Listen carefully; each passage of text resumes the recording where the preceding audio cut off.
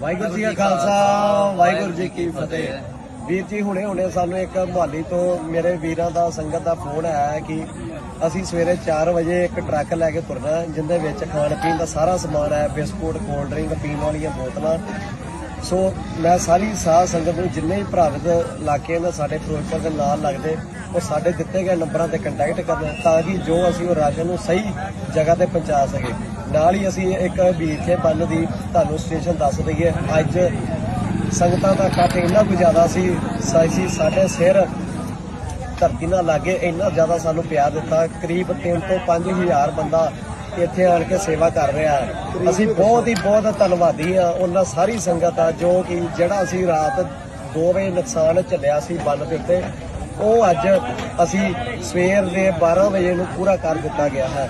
तो ਅਸੀਂ ਸਾਰੀ ਸੰਗਤ ਦਾ ਤਹਿ ਦਿਲੋਂ ਧੰਨਵਾਦ। ਵਾਹਿਗੁਰੂ ਜੀ ਕਾ ਖਾਲਸਾ ਵਾਹਿਗੁਰੂ ਜੀ ਕੀ ਫਤਿਹ।